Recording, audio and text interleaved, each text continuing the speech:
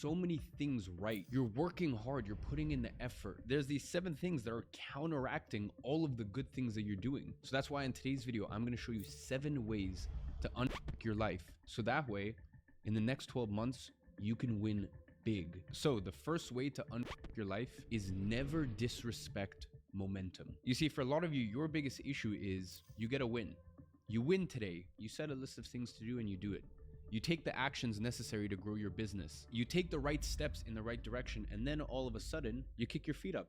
You get comfortable. You stop doing the things that got you to even where you are right now. Listen, you may not be a multimillionaire. You may not be in the place you want to be in life, but even if you just have a week or a couple weeks of success, of wins, all of a sudden then you just think that, oh, you know, I can go back to my old ways and I don't actually need to keep up the things that got me here in the first place. Momentum, in my opinion, is genuinely the most powerful force you can have in your life. I always say, when it rains, it pours. And by the way, that also applies negatively. Negative momentum is a thing. The pendulum can swing either way. So when you are on a hot streak, when you have momentum in life, never ever disrespect it. Because as I said, when it rains, it pours. When one blessing comes into your life, usually there's a few more around the corner. And it genuinely makes me sad to see all these people who start their business, get a little win, and just don't know where to go from there, don't know how to keep up the momentum. And if you're looking to make $10,000 a month online, that is by far the most important thing, which is don't disrespect momentum. So that is the first way. Now, before we get on to point number 2, I know a lot of you are wondering, what is the best business model in 2024? What is the best way for me to make $10,000 a month online in 2024? I'm gonna go ahead and leave one of my most popular YouTube videos as the first link in the description. In that video, I locked myself in a room for a month and analyze the top 7 or 8 business models to come to a conclusion as to which one is the best in 2024. So I'll leave that as the first link in the description.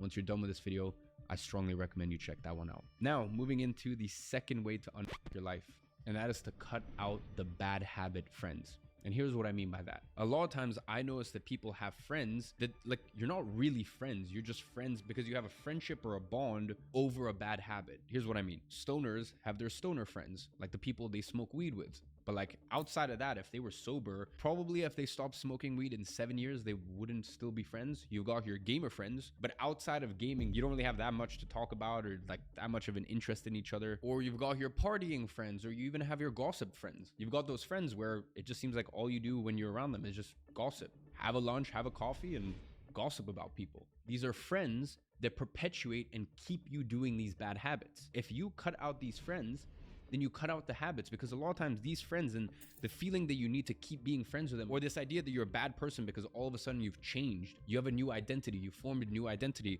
and your identity, quite frankly, doesn't align with these people anymore. So it's fine. You don't need to be mean. You don't need to be rude. You don't need to be angry. You don't need to be emotional. You don't need to shout at them and tell them they're a horrible person and cut them off aggressively, but you just slowly distance yourself. There is nothing wrong with that. So I want you to sit here and analyze and look at all of your friends and ask yourself, why am I actually friends with them? If I was in a room with them for 30 days, would I still have a good time? Would I enjoy myself?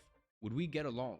And if the answer is no, then probably there's something outside of your genuine friendship that is keeping you there. And by the way, that's okay if it's, for example, work related. You guys are work colleagues, or let's just say you're intermingled in some ways, but they're not a bad influence. But you're gonna find that a lot of times these people are only in that bracket, in that friendship bracket, because you guys bond over a habit that is keeping you stuck in your life. Cut those friends out and cut out those bad habits. Now, next way to unfuck your life is to get more sunlight as early as possible in the day. The sun is one of, if not even the most powerful forces in our lives. Sunlight has the ability to make things grow, prosper, and flourish. It has been my observation personally, as well as all of my closest friends and confidants, there's a direct correlation between more sunlight and a better mood and a healthier body. My best recommendation, and listen, I don't care if it's winter, I don't care if you don't see any direct sunlight, the sun is still there and it still has its effects. When you wake up in the morning, get some direct exposure to sunlight. I don't care if that means, okay, just going out on your balcony and reading for 10 minutes, or even just meditating for 10 minutes, or you leave the house and you go for a walk. I'll be honest, my morning routine is I wake up, I put on my swim trunks, and I walk approximately 5 meters to the private beach that's in front of me. And listen, I worked hard for 7 years. I started my first business when I was 16 years old.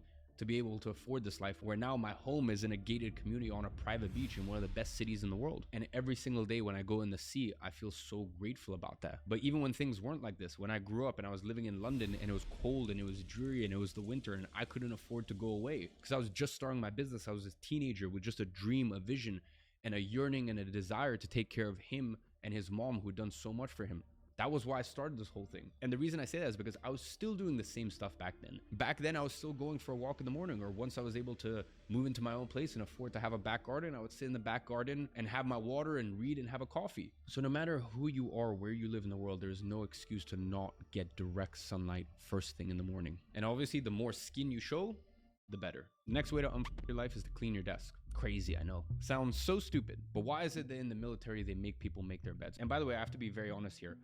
I don't make my bed anymore. And that's because I'm now, 8 years into business, and I've dialed in all of these disciplines and all of these habits. But when I first started, I was so diligent. I was so on the ball with these things. My desk was always clean.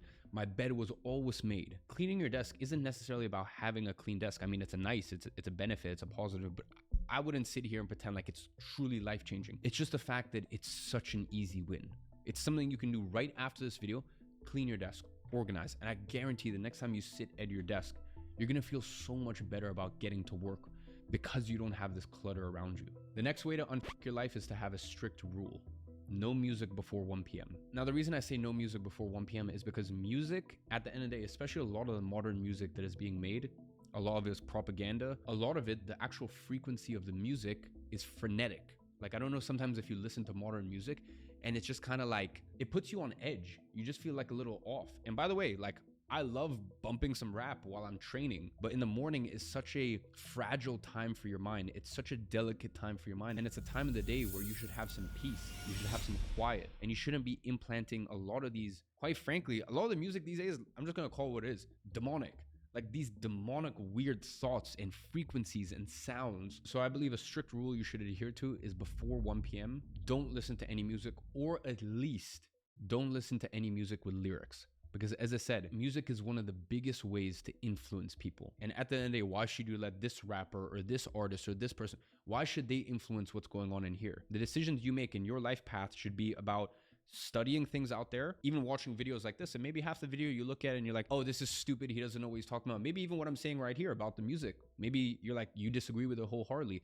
Fine. At least you're looking at things and at least you're analyzing things and you're coming to that conclusion and you're doing it consciously. Whereas the issue is with music, a lot of it is unconscious. You know, you're just listening to it and these ideas are being implanted in your mind and you don't even realize it's happening. So it's much better. Save yourself from all of that. Save yourself from the programming, the conditioning, and really protect this thing right here, especially in the early hours of the morning, because it can really set the tone for the rest of the day and it can really cement ideas in your mind that maybe shouldn't be there. Now, moving on and staying on the topic of programming, keeping you dumb, keeping you just kind of in a daze, the next way to unfuck your life is unfollow all of the Insta baddies. All of those girls, which is basically just softcore porn, you know, all these girls in bikinis, this, that. Unfollow all of them unless you actually know them. Listen, I'm not going to sit here and judge you, especially if you're in your younger years in life and you want to be a playboy and you want to enjoy yourself and you're following girls that you like actually know that there's actually something going on there. But like, I've never been able to get through my head why a guy would follow 300 Insta baddies that does not know of his existence. She doesn't know you. She doesn't know who you are. She never will. Like,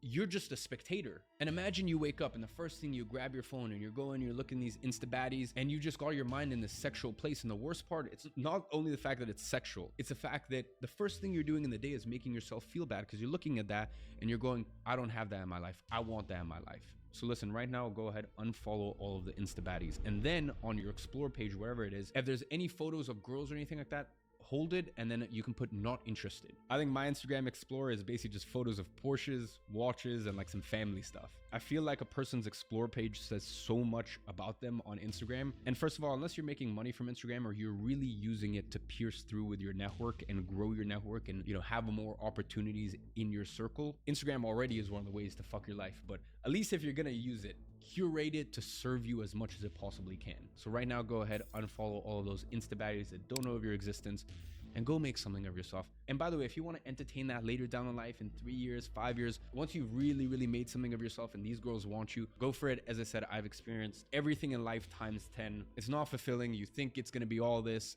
I can tell you from experience, it's not. But if you still want to experience it, you still want to try it, then for now at least, unfollow them. You can deal with that in a different chapter in your life. The next and final way to unfuck your life is try to fast as long as you can. Whether that be intermittent fasting, whether that, at the beginning of the month, doing a 48-hour or 72-hour water fast. And by the way, for all you who are saying, you can't go that long without eating, but just do a little bit of research, please. Humans can literally go weeks and weeks on end without food. And by the way, people do that under medical supervision and usually for a health problem. So I don't recommend any of you guys do it, but I have done many 72-hour and 48-hour fasts. Not only is it one of the best ways to reset your insulin sensitivity as well as your caffeine sensitivity, it's a chance for your body to truly repair itself. And there's also something very spiritual about it. Maybe not all of you watching believe in God. Maybe not all of you watching are religious. That's fine. It is what it is. But I can tell you right now, when you fast, you get a lot closer to God, or if you don't believe in that, at least spiritually, it really does something to you. So try to fast for as long as you can, whether that's intermittent fasting or whether that's, once a month or once a quarter, or something along those lines. You do a 48-hour or a 72-hour fast. So, ladies and gentlemen, those are 7 ways to unfuck your life. As I said at the beginning of the video, you are doing so many things right, and I am so proud of you. But there are just a few things, if you just cut them out, you would win on a level you can't even imagine. So with all that being said, I hope you enjoyed the video, and as always, I'm watching from afar, and I'm rooting for you.